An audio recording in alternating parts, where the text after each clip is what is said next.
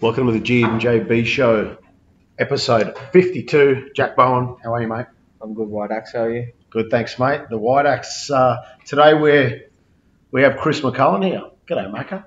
White Axe, Jack Bowen. How are you, mate? You good? Yeah, all good, yeah. Looking forward to today, that's for sure. Be a bit of fun. Chris, he does it every week, and all the guests go, "What's this White Axe? Who's this White Axe?" So you, the original, the one Take us that back, mate. Take us back. You can tell them how it really started, all the bullshit.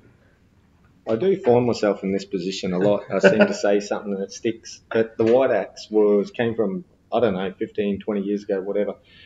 But there was a fighter, a trainer, Sil Johns. It was either from Sil or his son, Tyler Johns. It was his, son. Yes. Oh, yeah. But he was nicknamed the Black Axe, young fella from Gabingai Boxing Club. And Sil, awesome guy, did a lot for boxing and the sport. And yeah, there was the Black Axe, and one day we were with the White Axe, and he was Gareth then, but we went, well, he can be the White Axe, and the White Axe just stuck. So you had the Black Axe and the White Axe. And this bloke here, mate, we didn't really say much about it since. I had this fight at the Logan PCYC. Remember a body shot? Yeah. And you were writing for the paper then. You were writing. Yeah. You had spent the Logan Albert News. Well, we used to have Liam White do it, but Liam struggled a little bit getting the wording out there. But then he asked me, could I see this guy, and that's where it came from. But yeah, I had the upper hand and could really say what I want. You've had that a few times in your career too. Yeah. Had the upper hand, saying a few things about Gareth. Oh, I remember one time I was watching the fights, and it might have been I know Damien where you're Cooper. going. Yeah, and he goes, former Manpower dancer Gareth Williams. And you obviously won't know until you watch it back. Mate, He rang me on the way home. I bet he did. I rang him on the way home, and he's just laughing. This bloke pissing himself, laughing. And he goes, "What are you talking about? What are you talking about?" And I said, "Mate, I've had that many text messages from people. Did you used to dance in Manpower?" I'm like, "What the fuck?" Yeah, that was, I guess, a good spot that I had. But, yeah, I did do that a few times to a few different people, was able to stitch them up. And I guess there's a saying, something like you never piss off the person with the microphone or play pranks on them, because they can always get you back on a bigger stage. So It's pretty good form, Chrissy. That's good. Mate, take us way back to where you were born, where you grew up, and your childhood, and what that, a bit about your life story, Macca.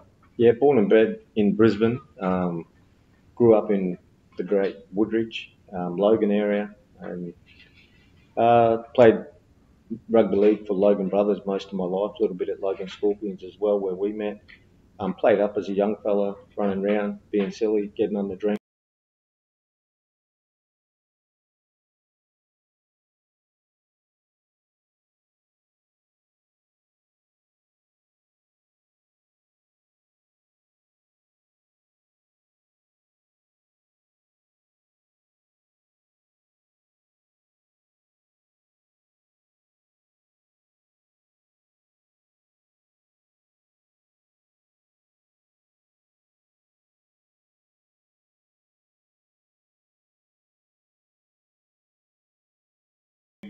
Who would they know that was around that club at that time? That, people that went on and made it.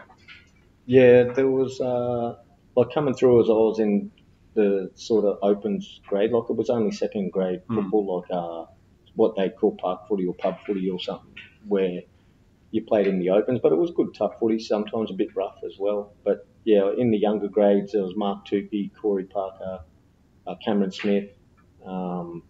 They were probably the main guys at that era coming through. What, Cameron Smith's dad a coach or manager of you or something? Yeah, Wayne, he was our coach under 15s and 16s.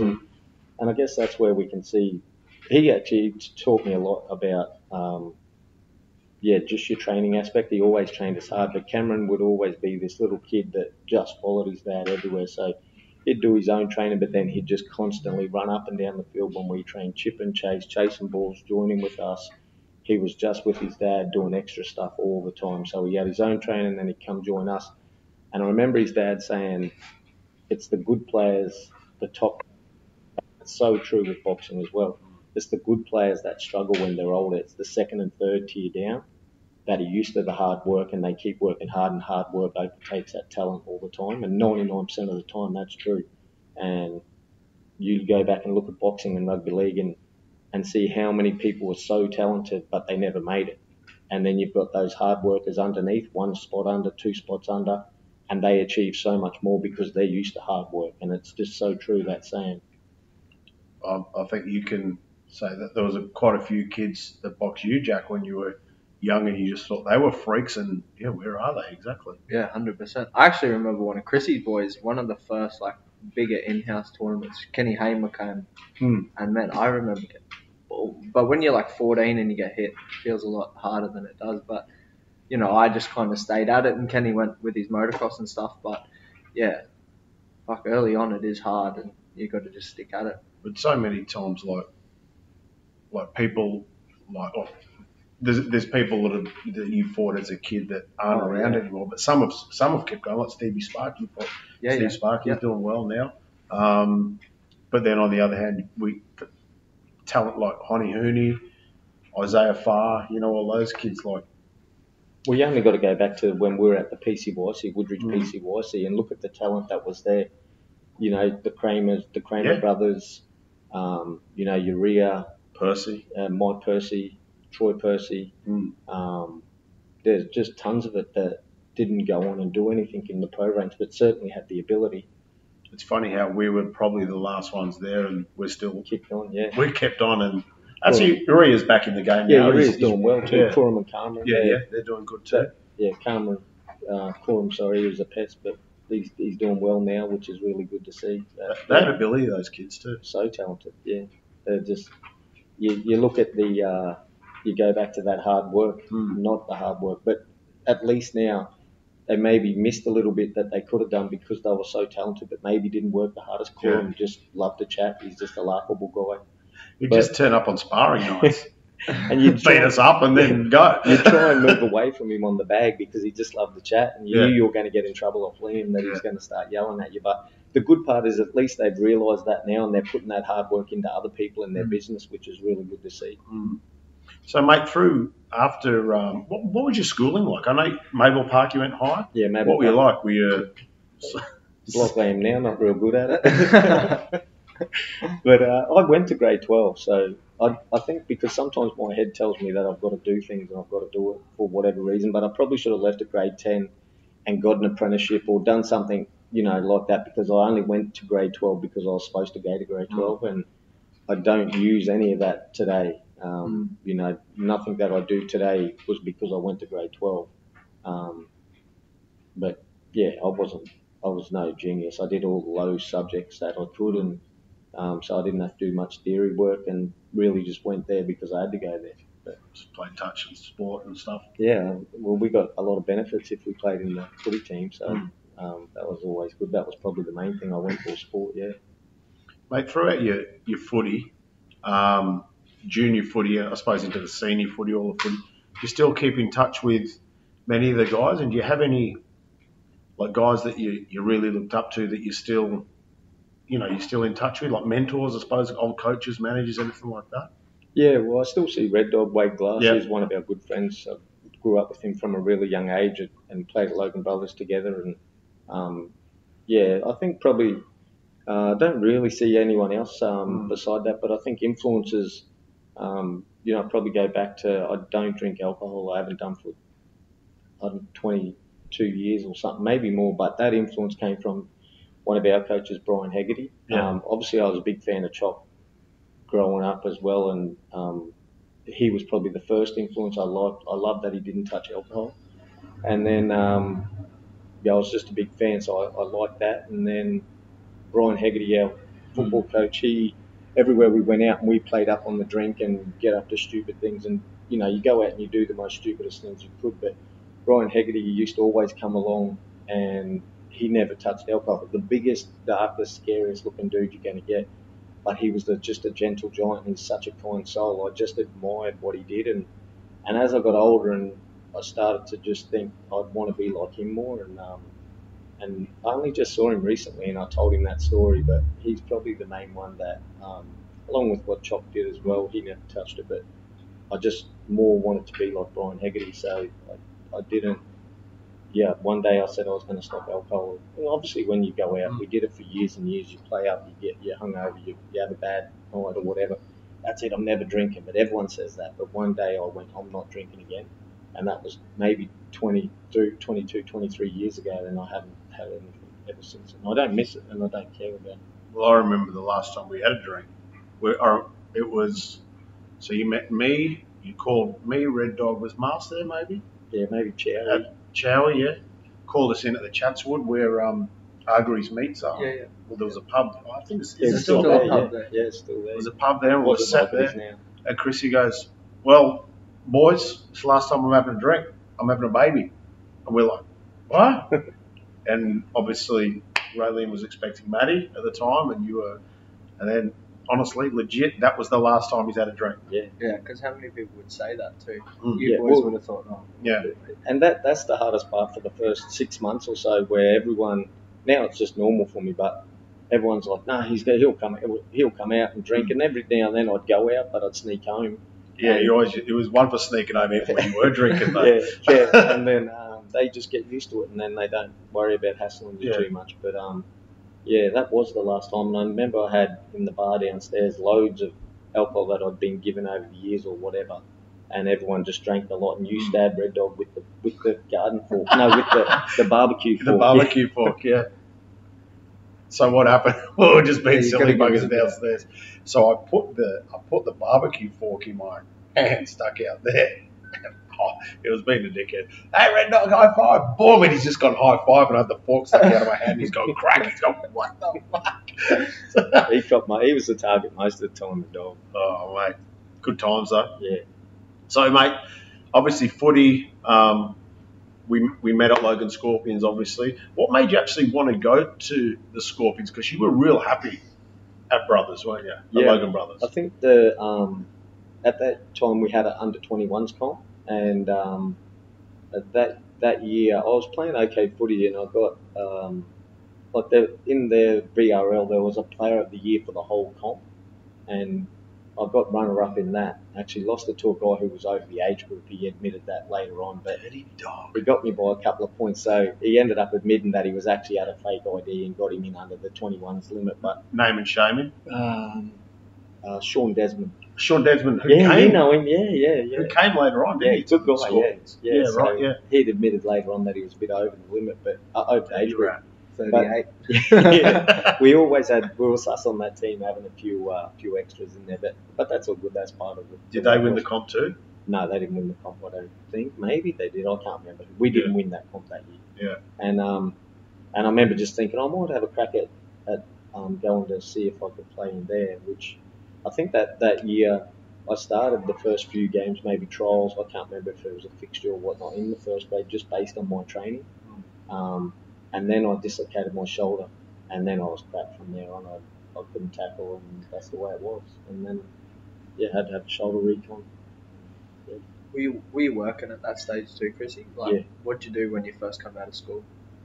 Just labouring jobs, pretty much. Again, I should have maybe listened more in grade 12, but anyway, I just followed the money. I'd just do some labouring work, and then my uncle asked me did I want 2 weeks work on a construction site, and I was like, yeah, I'll take that. So it was really good money at the time, and then I was in that job for 10 years. You ended up working there as well, and we just subcontracted doing all the elevator work, but I just went for 2 weeks and was there 10 years, run the job for half of that, and all the company side. But you were always a worker, hey? You'd always work. Like, you were never a bludger. You'd always do that, you know? Occasionally we had some log smokers, but we still got the work done, though. Yeah, and that's the thing. Like, we might have finished early or whatever, but we got the work done, worked hard. I try and pass that on to my kids as well. It's all about finer details and, actually doing the work and having a good work ethic and that's always going to get you further. And I see that in my oldest daughter, Maddie, now, how she's excelling in where she is with just getting different job offers because she's such a hard worker. And then hopefully the others following that. Kira's looking to do the same, which she's been really good. And Molly's only not quite 13 yet, but she's already got a job on the side. So hopefully they continue to do that, earn their own money and learn. Were you like that in your footy practice as well? Like really dedicated and Yeah, not early. hard worker? Yeah, I didn't learn that till too late, to be honest. And I didn't learn it's all about hard work until it was too late. Like, Why do you think that is?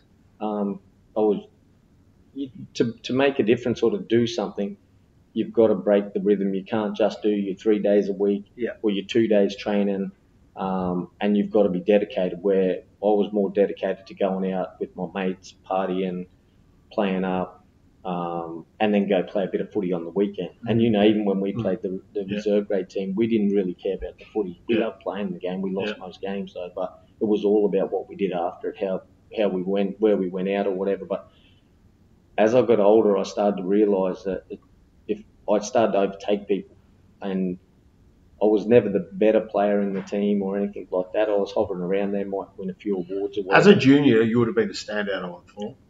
Middle, because you had a gun passing, good running game, and in that lower level footy, you would have ran that. We go back to what Jack said, why I know it wasn't a hard enough worker. Whilst I went to training all the time, and I was only small, but I hadn't physically grown. I didn't grow much anyway, but I hadn't physically filled out. He got there first. He got there before I.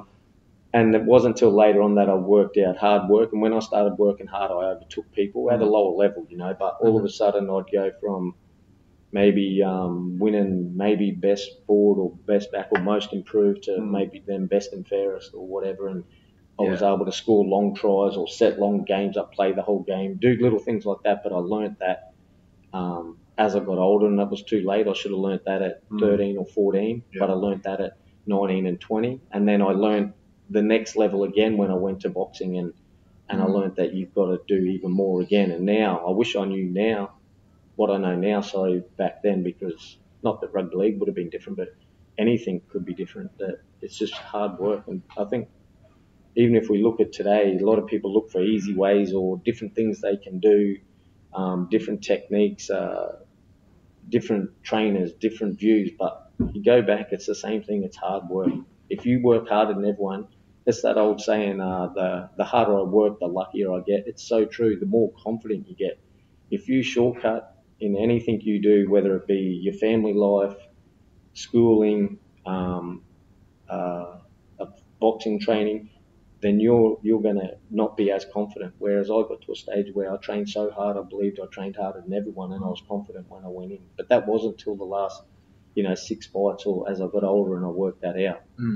It was it was, we trained hard in the amateurs, and then you turned the corner again as a professional, probably after because I remember I'm going to have one professional fight, and then I'm going to have one more, and then I'm going to have one more. Before long, he's boxing for Australian title. Yeah, and that was it. I was going to have one fight. We learnt that as we went. We probably got taken advantage of a little bit. We were learning as we went because we didn't know anything about the pro game. But then, you'd had a fight, and then I thought, if I'm going to train, maybe I should have a pro fight. And I was not in the best shape. I won just by a little bit, not by much, but. Then I thought, I better do this properly. I'm going to have one more fight and I'm going to train hard. And I got in awesome shape and obviously won. And I thought, I think I'm stuck here. But I'd learnt that, you've got to work hard. And it's not, you have to eat well. You have to, do the extras. You can't just do the minimums or you're not going to get anywhere. And that's probably what separates. Mine was only a low level, but, maybe even the top level, I guess it doesn't really matter what level or what goal you're chasing. If you're going to shortcut, you'll get found out. I think I learned a lot off. Can you remember when Sam Solomon came to the gym that day?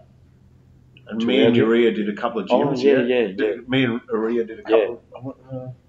I think I might have only done 2, and Uria did most of it. I just finished. And so Sam Solomon then, he probably didn't have the greatest record, but he was hard and an elite athlete. I remember somebody offered him a lolly. He went, no.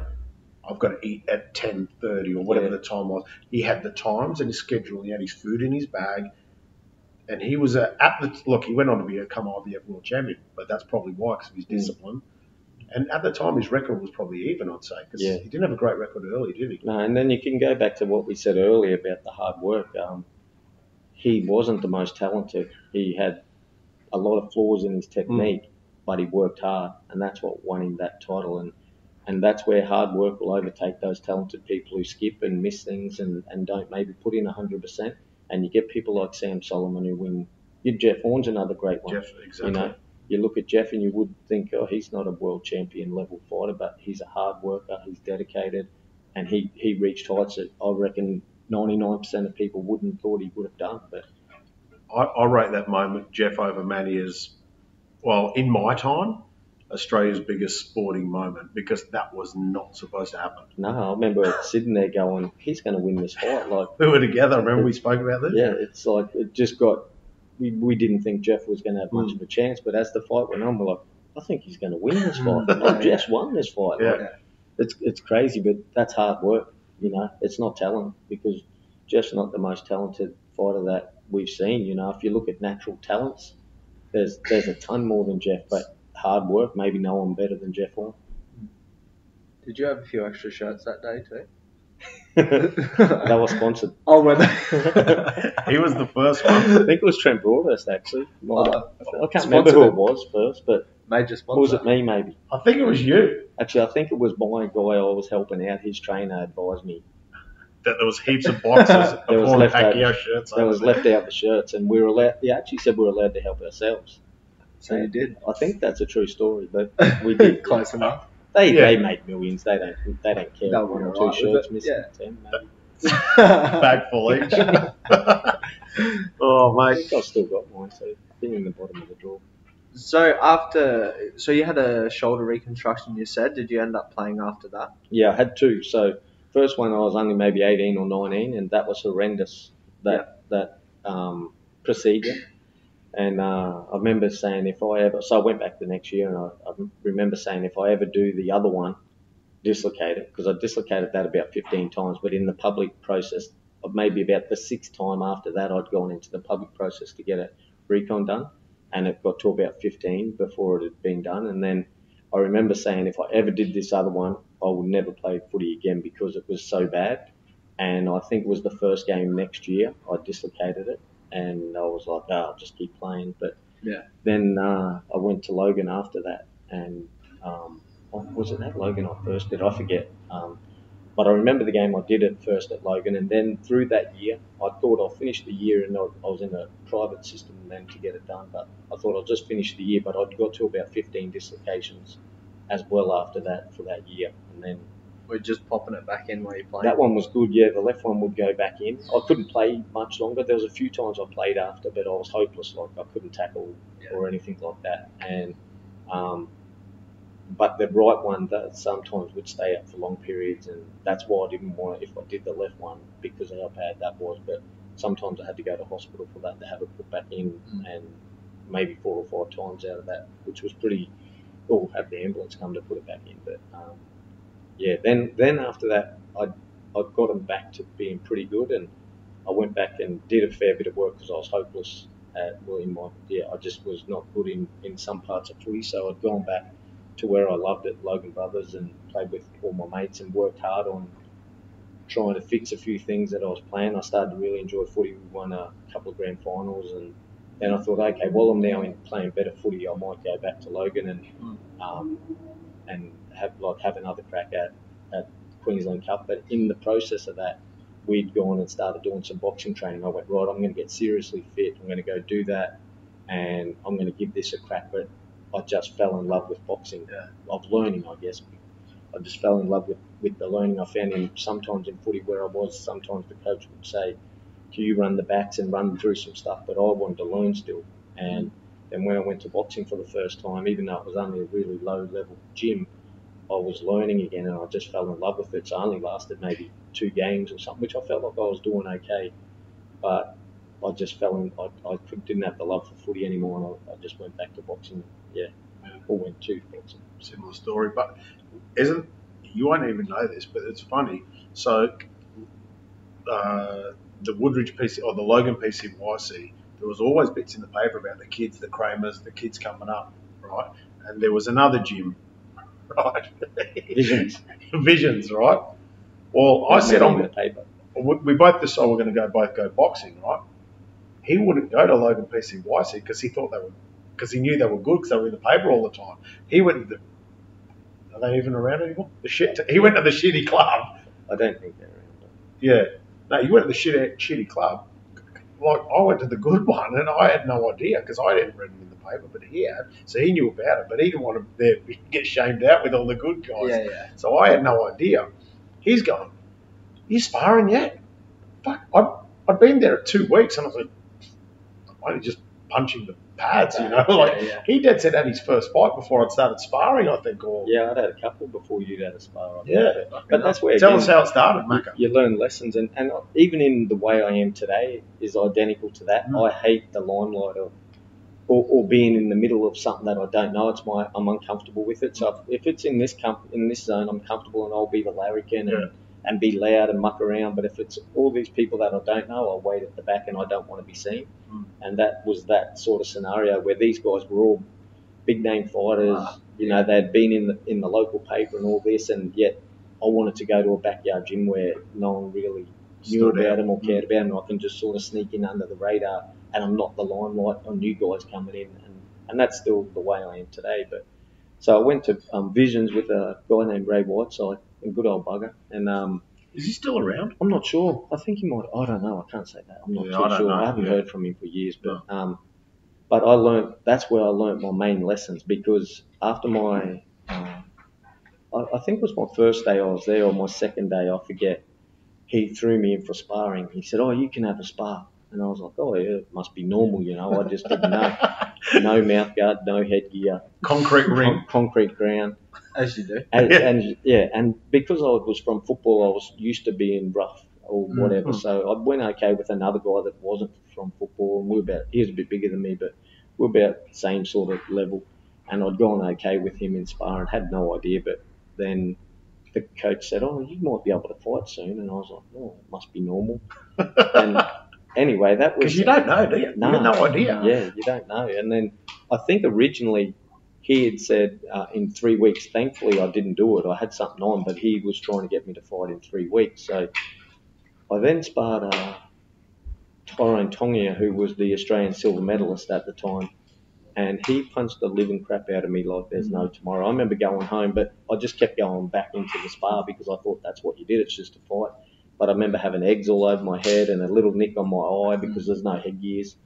And and he goes, "Oh, you did really well, you know. You can fight next week." And I'm like, "Oh, it must be normal." And in the meantime, I'm talking to Gareth, and he's like going, "No, we don't even spar yet. We only just learned to punch." And somehow, by fluke, I won that first fight. And I don't know how. It was probably... Who was it?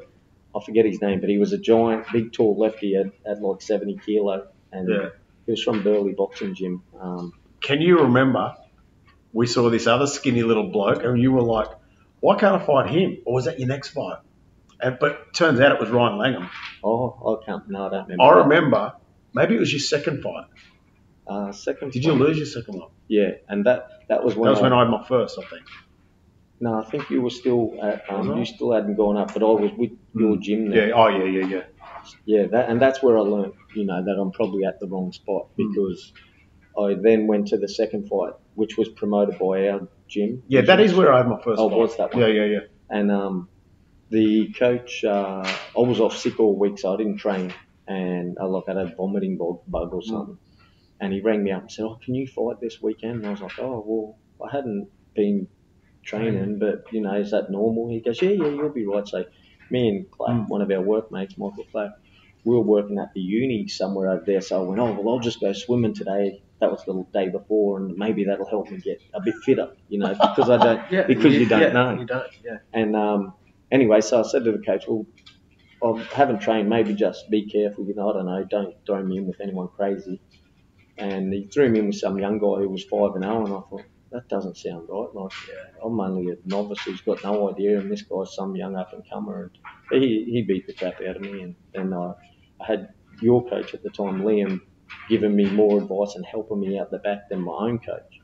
And that's when I went, okay, I've got to go over there because he cares a bit. No, not that Ray didn't care, I don't say it in that way, but I could tell Liam cared about it. Was different. And then so I learned that was a big lesson for me that, you've got to do a whole lot of work and a whole lot of preparation before you put anyone in the ring, and you've got to work out can they defend themselves without getting hurt? It was pure luck that I didn't get hurt. That was it, because it was not from understanding I knew what to do, or from any sort of talent or hard work, because I had no idea.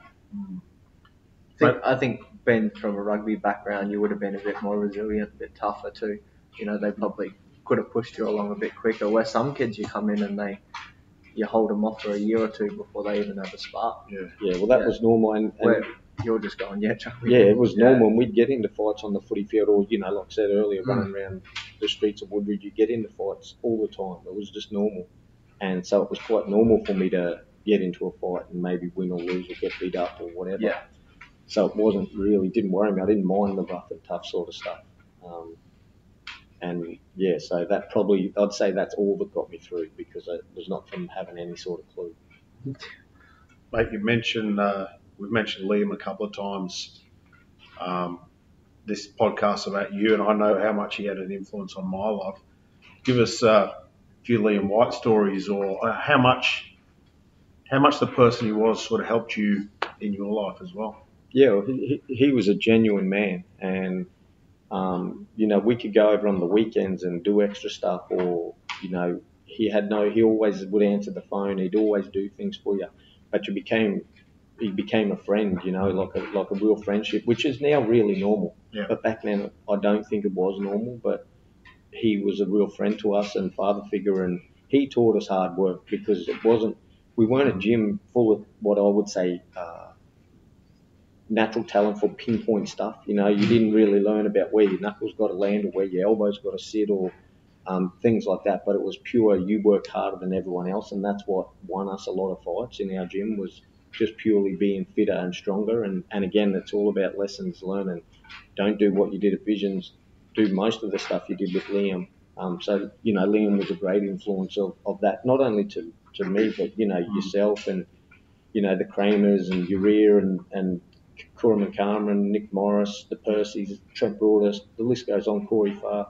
There's tons and tons of people that he influenced along the line, and I think we're all in debt to him for that. And yeah, he's a great man.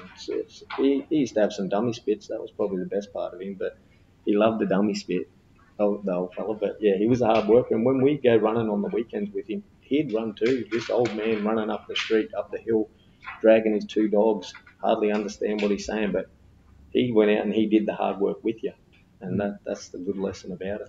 Some of the work, it was less. I suppose it's a little bit to sort of what we might have gone back to a little bit more, or brought a bit more back in. Just remember everything was 50 exercises on the board. Yeah. 50 snake push-ups, 50. It was just a list. Yeah. You had to do it 2 or 3 times. It was like there was about 800 exercises on that board. Like once you did them all, you know what I mean?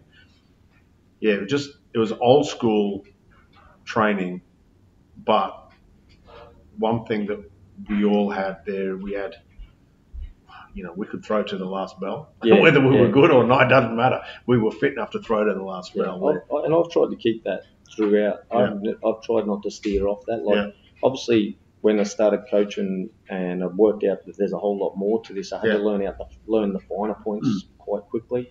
And but I never dropped that hard work thing. And I always remember Liam would train with us, so probably not as much now, although I still challenge the guys, or most of them retired anyway, but I still challenge them on the bags or competition chin-ups or whatever. I'm still going, trying to catch them or beat them. I beat them sometimes still, but that's all right. But if we were going to do the stairs or, the run in the forest, then I'd always do it with them, and I'd be still pushing them, or they couldn't keep up some of them, but I'd be still pushing them, because that's what Liam did. And I learnt that lesson. If you're just going to bark orders sometimes, not every time everyone's going to follow you, but if you do it with your actions, then they're going to follow you. If they're proper people, they'll follow you. And I guess that's why we kept all our fighters all those years. We didn't really lose many over the years, but that's probably due to that we all worked hard together. And I think that's a big way as a coach, is to do it with your actions and what you've learned, not bark orders sometimes. When you do bark orders, they'll listen and they'll follow you. Yeah, if you walk the walk, they'll. That's probably a good way. Yeah, if you talk the talk, walk the walk, they'll do it with you. Yeah. So, mate, you had a pretty solid professional career as well. Yeah, I was really. I'll go on. Sorry. No. I was just going, obviously, from starting with one fight, only having one fight, and then end up winning the Australian title. And, well, it's opened up a few doors after that as well for you. But tell us about that when you were first thought, I'm going to fight for the Australian title and your training and everything. How was it? Yeah, it's funny now that I look back at it, but I never expected. Obviously, we didn't expect that that's where we'd end up in any way, shape, or form. And obviously, I'd work hard. I'd learn to work hard, and I'd then go into fights. And I had my easy fights at the start. That's normal. I felt, that. Yeah, I had fighters against losing records or whatever, but I was only at 25 amateur fights. It wasn't like I was an experienced guy. They were even fights, really. Yeah, when you look at it like that, they might have been 4-0-4 or 2-6 or whatever, but I'd had no background in the sport bar 25 fights at a later age. So I'd won those fights and I'd start to get a bit of an itch for it, and then I started to get more confident. Like I said earlier, the confidence started to grow a little bit. And I remember fighting Paul Warburg. It was my favourite fight, Paul Warburg. He was 10-0 with Jeff Fanick, and he was rated out of Canada out of the Canadian Olympic or juniors or whatever, Olympic whatever team or national team, to go on and win a world title. Then he came to Australia and they raved about him. And I remember being matched with I think it was Alan Luxford, who was going to be a tough fight for me. I thought that's pretty crazy, but anyway, I'm up for that. I'll take the chance. I'm training hard. It's time to take a step up. And something happened with Luxford. I can't remember. And then I was going to go in with John Cottrell, which I thought, and this is even bigger again. This is crazy that I'd go in with Cottrell, but something happened with Cottrell as well. And then Paul Warburg come in, and I was like, no, why are they doing that? Like, why would they put me in with Paul Warburg? But I remember getting that call going, this is a bit stupid, but yeah, okay, I'll try. I'll do my best, I was at a confident level that I thought, okay, whatever happens, happens. But I thought it was crazy because I thought his level was here and my level was here. And I'd watched him fight and I loved his style. And I think that was a 6-rounder. And the week out, Angelo had lost his main event. And he rang me up and said, I'm going to move you guys to the main fight. Can you do 8 rounds? And I'm like, never done 8 rounds. And I'm like, okay, I'm pretty confident. I've trained hard, and okay, I'll do 8 rounds. But not once in my head did I think I couldn't, because I'd done the hard work. So it didn't matter what changes had come up. I didn't think I could win the fight, but I thought I can get through the 8 rounds okay, because I knew I'd trained hard. And then that fight came along, and I started to feel really comfortable, and I thought I won that fight. But at the same time, I was okay with it being a draw. I thought maybe I just scraped it, but at the same time, I was really happy that it was a draw because I rated Paul so highly. And then I can't remember what was next. Oh, yes, then I fought a fight not long after that, and I broke my hand in the first round. And who was that? That was Dan Cody, I think. Oh, yeah. And thankfully, I stopped him with a left rip because I couldn't use my right hand. Oh, that's right. And, I remember that, yeah.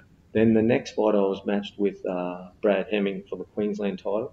And something happened. Mick Shaw was the Australian champion, and I think his trainer and Angelo, the promoter, had worked out that Mick was going to go for a regional title, which would allow us to go up to the national title. And yeah, then so we'd been elevated to the Australian title, a light welterweight title. And I remember as a kid always missing out on the big rep teams. Like I'd make the first few rep teams, but again, we go back to that early call of being dedicated, training hard. I didn't know it, so I was never able to do it. Where I'd make the Logan one or whatever, but I'd never make Queensland and obviously never Australia. But then I remember walking into the venue and seeing the green belt for the first time, and that was just addicted that I had to win that title that night. And I should go back. 4 weeks out from that, I was sparring Mick Katsidis, and the last round, I felt my hand a bit funny in the last round. And as it got cooler, I was like, I think I've broke my hand again. So I thought, I'm not going to the doctor. I won't worry about that. So then I went up a couple of days later and sparred Mick Shaw in Toowoomba, and I couldn't even move my hand. I couldn't throw it, so I just sparred with my left hand. Then I thought, I better go to the doctor. This doesn't feel right. I've got to fight in 4 weeks. And the doctor did an X-ray and he said, "Oh, you can't fight. You broke your hand again." And there was a small fracture in one of the, or broken bone in one of the this bone here. And he said, "You'll be out." And I was like, in my head, I was like, "Oh, I'm not out. I'm not pulling out because this may never come up again. All my life, I've missed out on rep teams to play for Queensland or anything. Not that I was any good, but so I just did everything that I could to get my hand right. And there's a guy named Steve Jans over the north side. He did a lot of like acupuncture stuff on it, and I was getting a lot of extra work done on it. And then just with yourself, I just trained with one hand, and nothing was going to stop me. I did all the hard work, trained harder than I've ever trained before, but I did it all with one hand, just with my left hand, and I just did extra stuff where I could. But my mindset was, I'm not giving up this opportunity. And I remember 3 weeks out, still had the broken hand, but I was doing a run through the forest, which was my usual area to run. And I did the 9K forest, but I got my mind into a spot that it had never really been to, and I was able to run that even faster than I could, where on my rest periods or whatever, I just did them faster and harder. And in that run, I sprinted the last 2Ks. I sprinted those things. And I remember thinking, I'll win this fight. I won't lose this fight now. I've won that. That's where I won the fight. I guess it's like the old footy stuff. They say you don't win the footy or even the boxing. You don't win it on the night. You win it with your hard work early. Well, that's where I knew I was going to win that fight. And went on and was able to use the right hand all the way through with no pain. But that was the first time I used that right hand, was in that fight. And it gave me no trouble. And yeah, I won that title. Australian champ. No, it's a massive achievement, but it just goes to, all the things you go through as a fighter that no one even knows that on fight night, that you've not even thrown your right hand for 4 weeks. Yeah. You've had to do all this recovery and then just getting into that mindset where you're going to win. Well, that's all it is. It's the mind, because you can do everything else. But again, I didn't learn all that till later on in life, where I try and pass that on to some of the younger people or whatever. Because you can do what you want. It's just what your mind says. If you work hard enough and your mind says you can do it, then you can do it. But that was probably the first time I'd experienced that, where I thought, I can do this because my mind said it can do it. And after that, did you have a defence before Dean Byrne, or was he your first defence? I might have had a... was it Cottrell before Byrne? Oh, Cottrell. No, Cottrell was after. Yeah, sorry. I think I had a fight between that, which I broke my hand again. Yeah. Yes, I did. Sorry. I had a late replacement fight. I forget who I was supposed to fight. I ended up fighting a Thai guy who was just tough, former minor world champ. Nothing major, but he was just a guy who was journeyman. Should have been a comfortable fight, which seemed a comfortable result anyway. I didn't have any trouble, but again, I broke my hand in that fight, so I could only box with the left hand and I couldn't throw the right hand.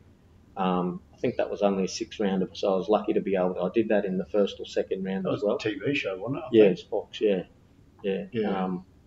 And I remember watching that back, and they said, "Oh, he's a bit slappy with his hands, but he's got a good left hand." And I was like, "That's all I got. I don't have another hand at the moment." But yes, and then I went on to Dean Byrne, which was a good lesson that hurt me, that one. Looking back now, there's a few things like you were probably going through a bit of a seesawing phase in your personal life as well at the time as well. But that was a moment. It was, well, you got dropped for the first time too, didn't you? Yeah, funny. Yeah, how was that? You talk about it. It's not my story. Yeah. The transition in my life was big, but I still don't take that back away, because I trained hard and I was in great shape. Yeah. But no matter what I did, if I wasn't mentally ready, and it doesn't matter if I was in the mindset of the broken hand or the Paul Wahlberg fight or whatever, I couldn't have beat Dean Byrne because he was just the next level. But I remember the first round, he was cocky, and I still try and pass this on to everyone. I never looked at my opponent. If they sang the national anthem, did the national anthem or whatever, I never made eye contact. I never looked at them.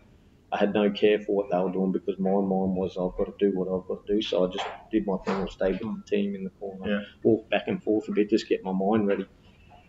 And I remember looking over when I come out, and Dean Byrne's this young, cocky Irish guy on the other side of the ring, and I somehow glanced past him. And Can I just say, and with Johnny Lewis, with Johnny Lewis, the trainer at the time. Yeah. So no slump. He was undefeated, and people were avoiding him for a reason, obviously. But I was like, when Angelo had rang me up and I said, well, go for the guy that no one wants to fight. I was in that confidence level. Go for Dean Byrne. You sure? And I was like, yeah, well, I can't be the champion and then say I'm not going to fight someone. Like, I don't understand that. So, yeah, we went with that. And I remember walking out to the ring, but my music didn't feel right on me, where I had to feel the music. Like with the other fights, I'd come out and I felt the music was me.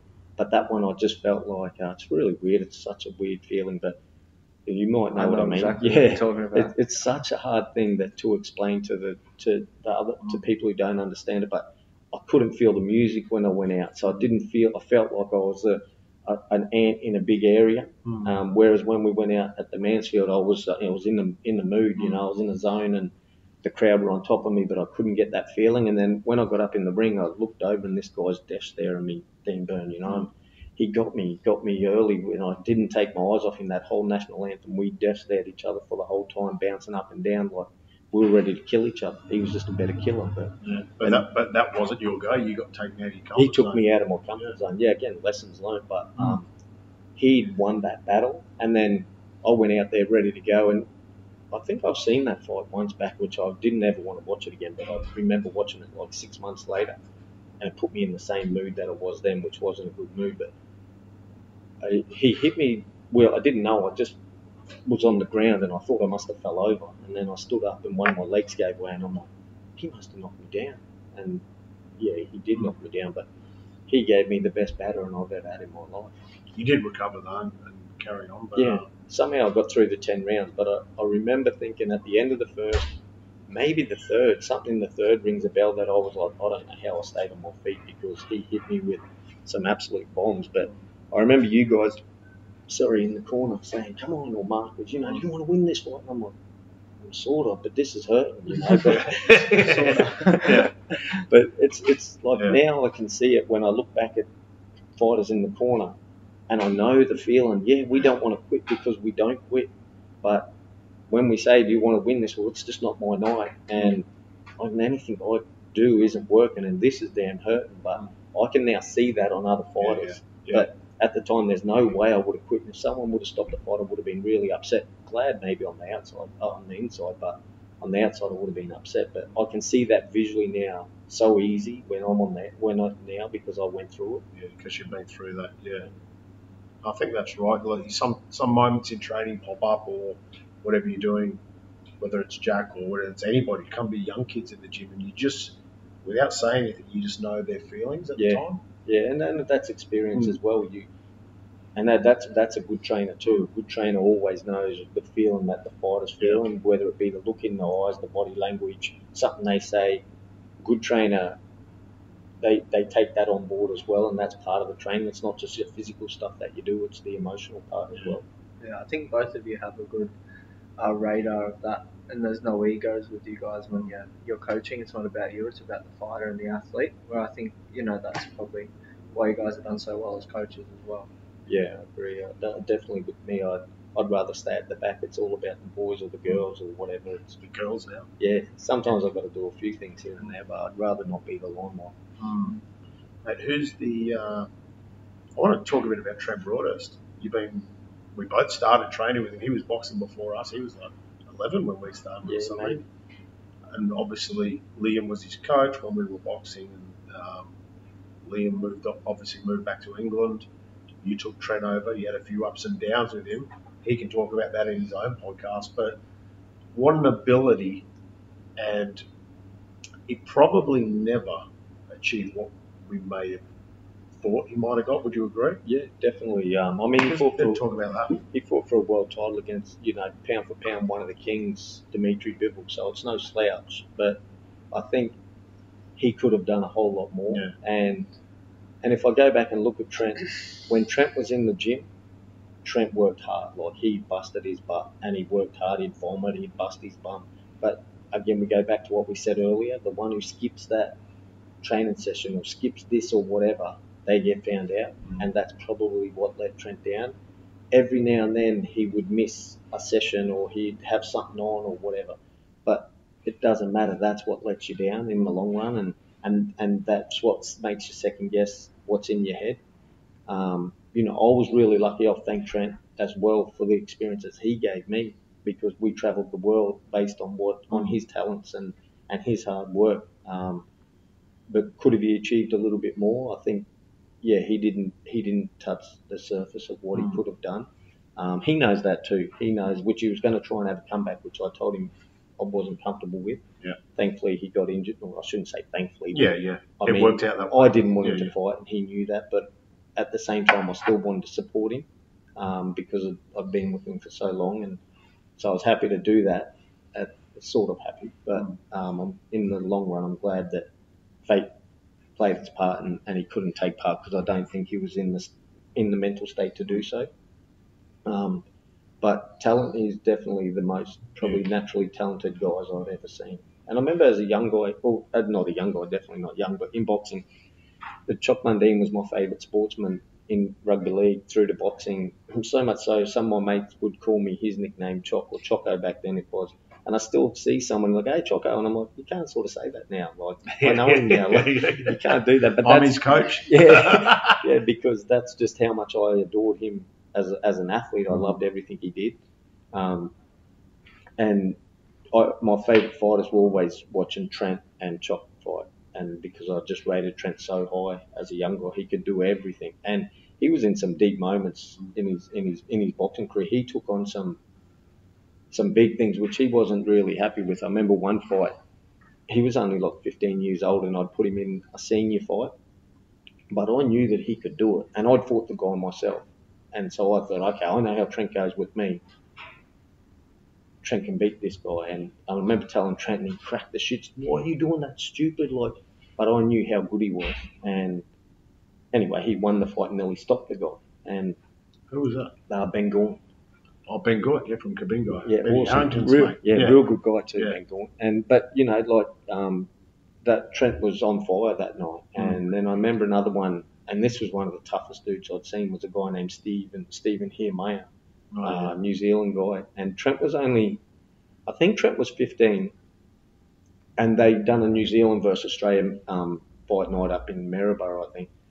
And when we got up there, they said, the matchup was, would Trent fight this guy? He's a junior, Trent's a cadet. And I said, yeah, Trent's good enough to go up the next level. That's fine.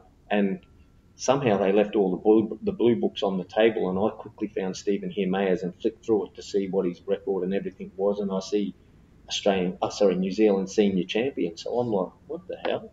So I go find out what the go is, and they said, oh yeah, he's the national senior champ. And I go, mate, that guy's only 15 years old. He can't fight.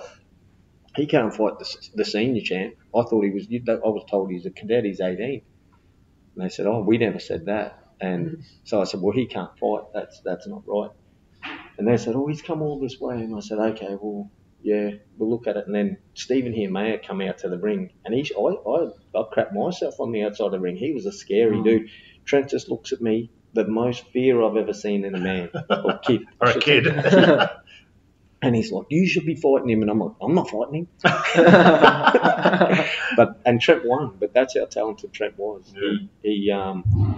He had to find some that night because it was scary. Stephen Heermeyer had tattoos on him. He was muscle on muscle, braided hair, scary looking dude, and could fight like there's no tomorrow. But and when you're 15, well, that's even scary. That was the difference. 15, yeah. And Trent sometimes probably reason as well why he didn't maybe achieve as much as he could have achieved.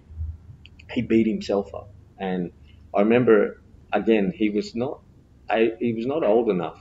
He was 16, but he was going to be 17 by the time the Commonwealth Games come up, and he'd been.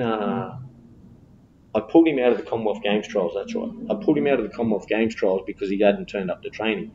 Then his dad knocked on my door and said, "I'm putting Trent in a home," or something like that. I can't remember, but I can't deal with him unless you can do something. And I said, "Oh, tell him to bring some clothes and I'll put a bed downstairs," which you will experience. He had a pretty busy room down there downstairs.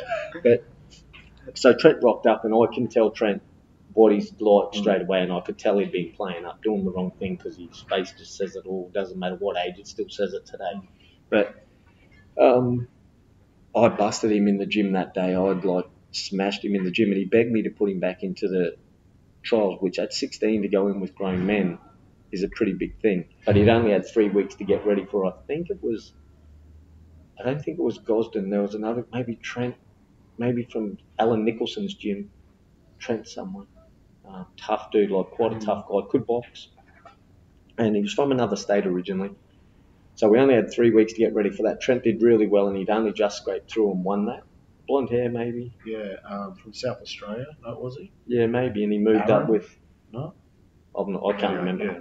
So he got through, and then his next fight was against the tough Andrew Gosden. And again, we're only talking about a 16-year-old kid against a grown man known to be tough. Maybe not the most talented, but tough. And I think Gosden put him down maybe 2 or 3 times in that fight. Just the difference of a physical man to a kid. But in between that, Trent was just outpointing him at a high rate. And I think he battered him in the last minute or so of that round, the last round. And Trent had dropped him, but he'd 20-pointed him at the same time. But Trent rose. That was the Trent that how good he could have been. Went to the national level. He fought a guy from WA, tough guy, but we're talking still 16, I think. And this dude was known, Robbie Bryan, I remember. Yeah, maybe WA, tough guy, like real tough. And Trent was so scared, it was embarrassing. He was throwing himself on the ground, spitting his mouth guard out. He wanted me to stop the fight. He was 8 points up going into the last round in the old point scoring system. And he's like, stop the fight, Chris, I'm not going back out there. And I'm like, I think it was Alfie DiCarlo with me in the corner. And we're like, get back out there. You're winning this fight. Like, don't do this. And anyway, he went out and he won pretty comfortable in the end. But it was the most embarrassing thing I'd ever seen.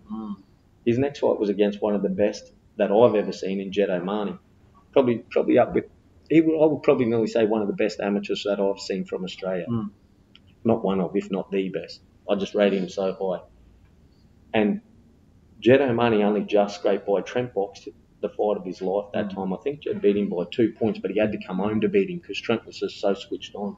And I went, how can a guy against this guy be so bad, but against this guy be so good? And that's Trent's career.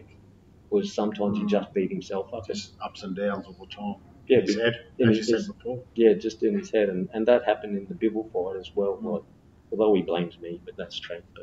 But I'll let him go if that's what it takes. But his mind was beaten way before he went in the ring. Like, he didn't, when we were there for 7 days, he did once, I think he came out because he locked himself in the room. He'd only come down for training. He was just in a different level. He was angry all the time, but I put that down to, the experience and the fear of it, which we were all like that. It was all new for us, but he was known as a big puncher even then. Yeah, and it was such a big level thing for us, we're in Monaco, at the Monaco Casino, or Monte Carlo Casino, whatever it is, with, the biggest promoter in the world, Eddie Hearn, and it was all new to us.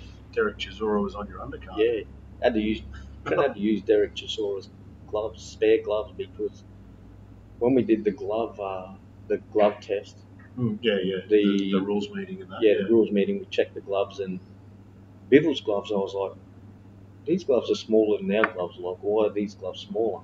In the end, all the ruling body said, yeah, we can physically see they're smaller. Why are they smaller? And they admitted that they had custom made to Biville's hands, Grant gloves. And we went, well, that's not fair, but we use your second pair, and we take those off you, or we both wear these pair. And they said, well, you can have the spare pair. They're both the same glove in the same thing.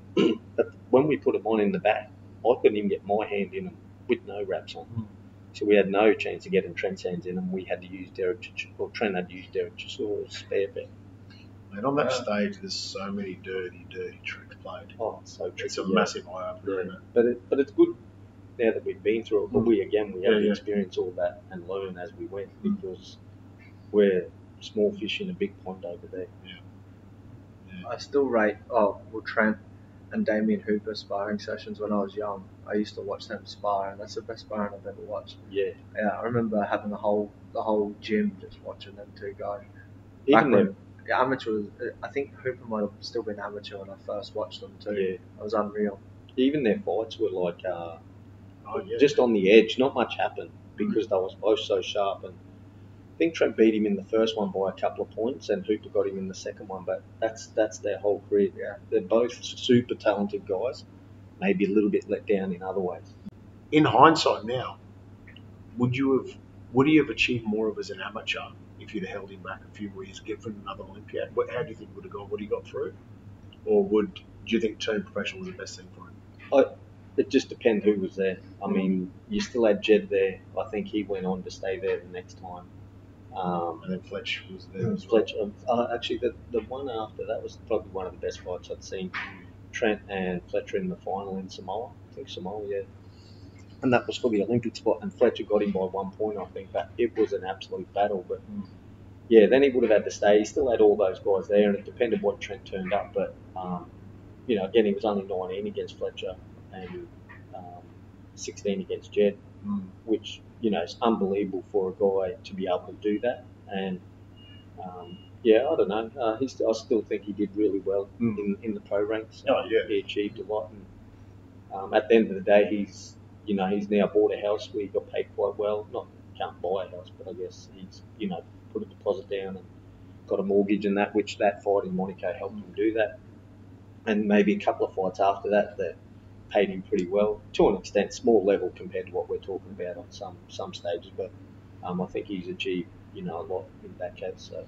A few weeks ago, Trent sent me a message, get me on the podcast. He said, "I'll tell you everything." I said, well, that'll be an interesting one. But I was going to say about Trent's childhood and everything, but we'll leave that to him, I think. But he had to grow up pretty early, didn't he? Yeah, he had a tough life, and probably, if you go back and I say this all the time, if you go back and you look at what Trent went through, and how many people would have imagined when Trent was talented but not a hard worker as a young kid, but when you had all the names that were there in the Logan PCYC or Boxing Queensland at that time, in that era, who would have picked Trent to be the one to go through? Yet he was probably the only one to go through, because everyone would have thought he's destined for jail or death. That's it. Yeah. That's his two options. That was the level we're talking. We're not talking about a guy that might have stolen a can of Coke from Kmart. This guy had to bring himself up. Like I said, his dad had enough. Him and his dad just couldn't get on, and it kicked him out. And he had a lot of learning to do and a lot of growing up to do. And he was still hard work all the way through that. The amount of times that I was either called and I had to either go see him or pull him up on something that was pretty bad. And but I guess that's what made our it's a massive credit to you for keeping him on, and I'm sure he'd say the same thing as well, keeping his head on a few times. I know you've had many sleepless nights about him, but I'm sure he'll tell us about himself growing up, and there'll be a few stupid stories too. Most of the stuff with Trent will be stupid, but no. But look, it's good to see. He's certainly a talented fighter, but he's a dad now, and I think he's just got to stay switched on and keep himself on a good level and think about his family first and foremost. Mate, can I want to take it back to a bit of a rough time, a bloke that you grew up playing football with and tragically lost his life in, what are we talking, 7 years? 6 years? Yeah? Yeah, probably around that, yeah. Yeah. Mate, I know it's not, this is just about lives, and tell us about your relations with Tobes and then, tragically taken away from us, just from your point of view. Yeah, we were good mates from a young age, played footy together at Logan Brothers. He's from up north, Mount Morgan, and his cousin Michael Toby, he was one of our mates, and we'd go to school together, we'd stay over all the time and play footy together at Logan Brothers. And then Jason moved down, and he naturally went straight into that spot, but he just became everyone's best friend, and we were just all close to everything we did. We always did together. He's a bit crazy too, obviously. Hence the situation he got in. That was Tobes. He found himself in some tricky spots. He didn't mind throwing his fist sometimes, and he'd usually get into fights. And I remember one time actually, geez, he's crazy. When we talk crazy, we were playing pool. Does he top Broadhurst? Oh, different level stuff. Yeah, Tobes was innocent. It just was Toby didn't care, but. Yeah. We were playing pool at the Callanvale Hotel, so you had the disco part. Been there. Yeah. And then next door was the bar, and we were in playing pool. And I can't remember what happened, but some bikey dudes had kicked us off the table or something. I can't remember. And so we ended up having an argument or whatever, and I can't remember. We went outside I don't think we were going to fight him anyway. Clearly, like, this is me. I'm this big, and Tobes is a giant, but he don't care, and I've just got to go with him. So as we walk out the door, he's so angry, just kicks his bike over, and I'm like, oh, we're dead. We're dead. But you don't have a choice. You can't just go, oh, I'm going to run. You just got to fight. And I remember one guy pulling a knife out. Thankfully, the police came because you just had to fight your way out. But Tobes didn't care. He was going to fight the lot of them. And yeah, that was Tobes. Sometimes it was your mates. Yeah. Thankfully, I was never on the other end. He was always looking out for me. But yeah, poor old Marcel copped a couple of hidings off him because Mars was Mars, and if you did the wrong thing or Tobes didn't agree, he'd clip you around the ear. But yeah, I remember another time you'd had an argument. He just did some funny stuff, and we were at Jacob's Well, all down there, had a fire going, and I can't remember what happened, but it wasn't to do with us. But he just cracked it, and he just walked home from Jacob's Well, which is like, I don't know, 20 kilometres, some stupid amount, but that was it. Sounds like your old man. That actually sounds like my dad. Dad'll crack the shits in the city and just walk home. Yeah. Take him 4 hours and he's happy when he gets home. What are you fucking doing, mate? But mate, the Callumvale, eh? The days.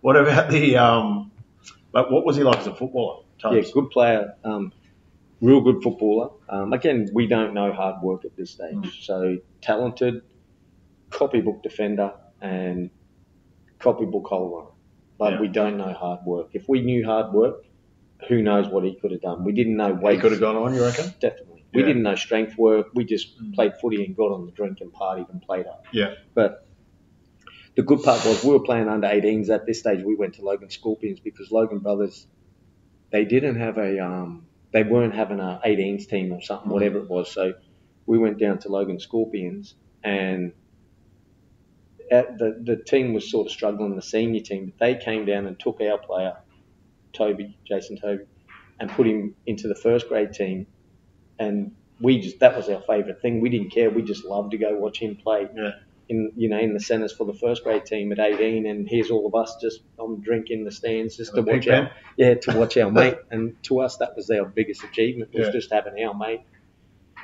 playing at that sort of level, but very talented. And I remember we always had a move back at Logan Brothers, just the old inside-outside stuff. And the amount of times Toby would score off that, I'd just hit it up, fake inside, hit Toby because he hit such a good gap, and he'd just go straight through and score. So it'd make me look good half the time. But that was he was just talent. He was a talent, but his defence was what stood out. He was just a big, tall fella, not real thick, but copybook defender, and he hit him hard.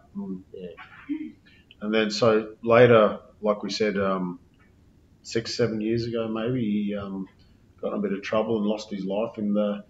You were around, not that night obviously, but you spent some time with his wife and family for a bit after that, and that must have been a tough time but look, he was a mate of mine, but he was a real good mate of yours, you know what I mean? Like, and I obviously met him through you, but I know how tight you guys were. How was that? That must have been weird, especially with Brett and Eli. It was a tough time because, like, his wife Britt I'd known since I was a baby. Both our mums were family friends, so we all became family friends. And then Eli, I was his godfather, and Toby's best man at his wedding. And I remember Toby was the first one of us to have a kid, which was Eli, but he was preemie like 8 weeks or 10 weeks preemie, like a crazy amount at that time. And then Britt rang me and said, "Oh, Chrissy, could you come pick me up from the hospital?" And I'm like, "What? Where's Toby?" She said, "He's in hospital too." I'm like, "What happened?" So he waited 8 to 10 weeks to take his son home and ended up in the other side with some gallstone and bladder or something. So I had to go pick him up and then take him home. But that's how close we were at that time. And I remember my mum ringing me. He got into a fight in the city, and just bad luck. Just got, that's the luck of it. Sometimes he got hit the wrong way, and he was only, in a fight with a little guy, and he's a big giant, and just got hit the wrong way, and he died from that one shot. And I remember Jack waking me up early, like I'd just finished night shift, maybe 8 o'clock, and said, "Your mum's on the phone." I'm like, "Mum, I'm asleep. Like, I've got night shift again." She said, "You've got to come to the hospital. Toby's probably going to die." And I'm like, "What the hell?" Like, then there's probably one of the first real close mates that passed away, and we've had lots of mates pass away, and close mates, but Toby was different, and yeah, that was a pretty tough time for everyone, and but again, goes back to the, we talk about the drink. I enjoy that. I never go to put myself in that situation, or with Tobes, I know if he wasn't drinking, he wouldn't have been there. But it's hindsight now, and that's Toby. Toby, he loved to fight anyway. So at the end of the day, yeah, it's a sad time, I guess, for everyone, especially for Britt and Eli. But they're doing really good now. Britt works where I work now, which I saw the other day. Oh, really? Yeah, really good. And Eli, he's an awesome young man, and doing really well in life, both. So how about this for weird? So I was working with a police officer, Gary Penny. I was talking to some kids. We were doing our school program, and I was talking about kids getting in fights, and a mate of mine lost his life in a fight, and rah, rah, rah. Anyway, the cop that was with me was going, that sounds like someone I know. I didn't know that Britt actually worked for Gary Penny, the PCYC. Yeah, she was working for the police somewhere, yeah. Yeah. And we were telling the same story. Yeah, yeah. He was going, and we were like, afterwards I went, that's weird. weird. Jason Tope. Yeah, yeah. And we were talking about the same story. Yeah, crazy, yeah. Crazy. But look, not to drag up sort of rough feelings, but mate, and again, we do a lot of work with kids, and as you have with boxing and got your own kids as well, and mate, they've got to know about real life. Yeah, it's easy now for me to say now because I'm more experienced in life and I'm a lot calmer. But back when I was, 18, 19, 20, 21, it was normal for us to just go get into fights. We got lucky. That's what it was, where no one got killed and you didn't kill anyone or get seriously hurt. Red Dog lost most of his teeth, but that's probably the worst we got. And until it come along to Toby, and around that time there was a lot of one punch stuff saying, and now it's everywhere. It's all the same, and people got to realise. And I used to get up the boys because they were always in fights. Trent, Aaron, Daniel, always in fights, and still to this day they're a little bit. Yeah. They get into a bit, but I'd say you can't do that anymore. Like that guy hits his head and he dies. You're in jail. Like you got a family, or you've got this going on. You can't do that sort of stuff anymore. It's easy for someone to say, or lose their temper and throw a shot. But especially for fighters, it's a different thing because you're not just throwing a haymaker. You're aiming for a certain spot with a certain part of your hand and with all the force you've got. It's dangerous, yeah. Do you think a lot of that comes down to being on the drink, Chrissy? Do you think that plays a massive part in it? Oh, it's 100%. Like, it's the main factor because I totally agree. If someone says to you, you're just walking with your girlfriend sober, you just gone to dinner, and someone like wolf whistles at her or says something to you, look, she's way too good for you, anything like that, you go, yeah, whatever, doesn't matter, But if you're on the drink, your first thing is, what'd you say? And then that's it, you're gone, you're in that moment, and that's how drink talks. Like, you're 10 foot tall and bulletproof, and that's why I started to learn that I need to get away from that and need to be different. And but I'm not saying I love when the boys are on the drink until they get to a certain level, then I just scoot on out because I'm the target. Like they'll sort of protect me to a bit, especially Trent. Like if Trent's on the drink, he gets to a certain level and I've got to hide, I've got to run because he's either trying to choke me out, stick whatever he's trying to stick up my pants, like he's trying to throw $50 bills down my pants one time. Like he's just a mental case. But so I'd always get to a certain level. When I know they were getting too far, I'm out of there.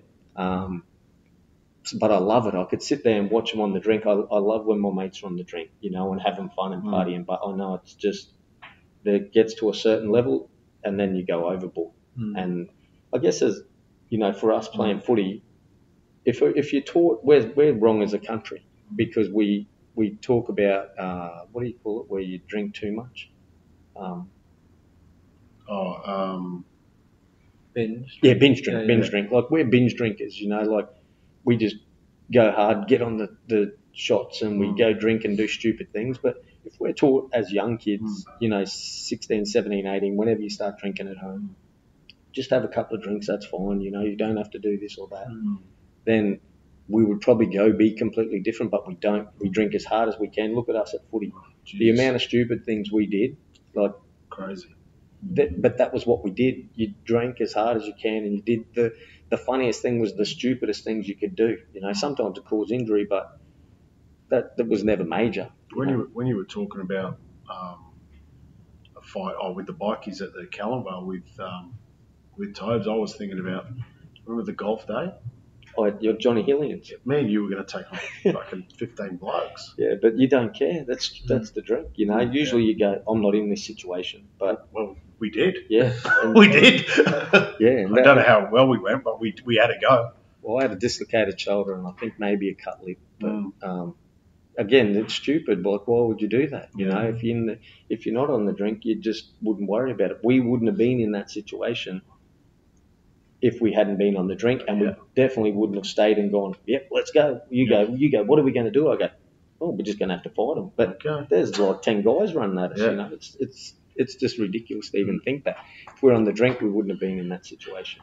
If there's any positives from doing all that stupid shit, hopefully we can use our experience to mould the next kids. Well, and that's why we're in a position where we are now, I suppose. And as a parent, you know, like you try and guide them as, you know, these, well, they're now young men and women, but back then, they're adults, I mean, sorry, they're only young kids. You try and just at least go, hopefully they can, you know, learn a little bit. Somehow I got every alcoholic in Logan in my gym, you know. They're now all alcoholics and love the drink, but they're good people, you know. Like, so I don't mind that. But back when, you know, my older girls were young, I would, anything that happened that had alcohol in it, you know, someone got beaten up, killed, car crash, robbery, whatever, I would cut that out and I would leave that on their desk or send it to them or whatever. So they learned that this wouldn't happen if you weren't on the drink. And now I'm really lucky. Kira doesn't drink and Maddie isn't a big drinker. She'll drink and go get drunk, but she's not our level drunk, you know. So I'm really lucky in that way. And, you know, Jack, my wife, drinks, so I don't have an issue with it. It's just I know that it's a dangerous thing at the same time. We talk about drugs and all this sort of stuff. Well, alcohol's way worse than anything. If you look at all the stuff that happens, most of the time it's based around the drink. My dad used to do the same thing. Anything involving drugs or alcohol, like 60 Minutes on Sunday, he'd drag you out of bed, come watch this, come watch these dickheads. You're not being that person. I know, well, obviously you've had a lot to do with Choc Mundine as well, so do you want to tell us a little bit about maybe his reasoning for not drinking as well? Because he's never drunk at all. He's never touched it. I can't speak on his behalf. He has told me a few stories that it's to do with his dad not touching alcohol and knowing the bad parts from it. And I believe maybe Choc can come on and explain the story one day. That'd be good. Something to do with his dad took him up the cross, King's Cross, and showed him all the bad and not the good, you know, from there. And he learned a lesson early in life, which, again, you've got to have the right guidance. And Choc luckily had that in Tony. And, you know, like I said with Brian Hegarty, it took me years to find that, but I found it. And, you know, if one day some person says, whether it be, you know, one of my kids or, you know, a friend or whatever, and they go, oh, now I don't drink because you don't drink or whatever, that's all it needs to be. Like, just, I'm not saying it's bad or it's I'm against it. It's just, I know that you can be a better person off it. And I think Choc's probably the number one. He pushes that story so much. And when someone of Choc's caliber and level say that, you believe it. Look, there's a guy that reached the pinnacle in 2 sports, made millions and millions of dollars from it. So it can be done. He's living proof, and that he's trying to break the stereotype. And I think he's an awesome ambassador for that, and for both the Indigenous people and the white Australian, for all of us. I think he's a great person for that, and we should probably utilise him more as a country to show that this can be done, and hard work, you can achieve what you want, but you don't need to do this. 100%. And, mate, I just want to add, you were Choc's biggest fan, weren't you, as a rugby league player, and then end up coaching him. So, mate, you idolised him. Yeah. I remember being at, you know, grand final days, and you were the only one that loved his antics and everything. Well, that's how I became. Yeah. A couple of friends would call me Choc, yeah. or Choco, because we'd muck around on the drink, play footy in the backyard. But if like Dragons were playing or whatever, I didn't care who they were. I only went for Broncos. But if Choc was playing, or Andrew Johns, I loved Andrew Johns too. So if either two of those were playing, I was them. And when we'd muck around in the backyard or at training, this is when we were in our 20s too, by the way. I'd be whizzing around the backyard of the field like, oh, Choc Mundine this, Choc Mundine that. And that's how some people started calling me that. And now it's really weird because, like I said, I know him and I train with him all the time. And I'm like, you can't call me that anymore. But still people do. Turn full circle. Chrissy's been in his corner 5 times? Yeah, maybe more. Maybe. Yeah, I can't remember now. But not many. But 2014 officially, I think it was, the Rabchenko fight. I think it was 14. Yeah, he'd rang and asked would I be interested in being part of the team. And maybe for a year or two before that, I was just helping him through one of our mates, Ras, had rung up and asked for some sparring. And I took the boys there, and for whatever reason, then Choc started ringing me to ask could I organise stuff for him, come and help him. And then he said, I'm fighting this guy, you want to come along? You can come out the back. And I thought that was massive for me. Like, I loved it. Like, he's my favourite fighter and favourite sportsman.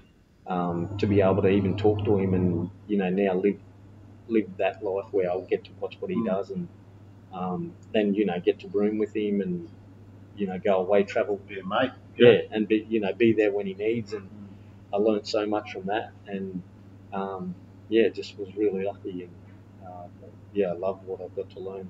And we'll see, really, with him here. But it's funny, like, I remember when he fought Rabchenko, that was my first time officially with him. I stayed with him for the week in the room. It was me and him in the room. And on the plane on the way down, I'd still have that on my phone.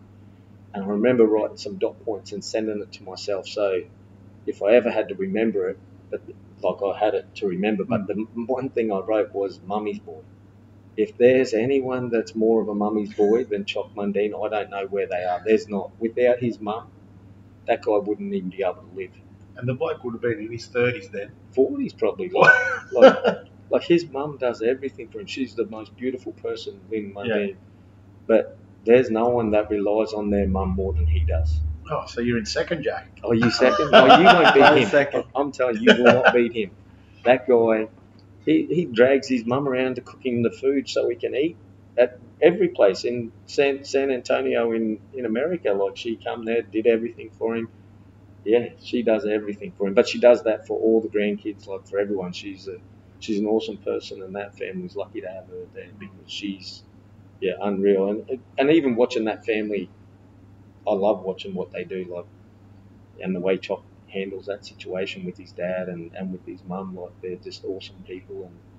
And that's probably the most that I took out of it was the personal level that I got to see, not the physical of him fighting. I just loved, sit and talk with Lynn or Tony telling you a story, or even both of them sometimes, they tell me about the stolen generation that they went through and their experiences. Just the best, like, just to hear it come from them, and just the way that Choc relies on his family. I love to see the vulnerability that he has in that area.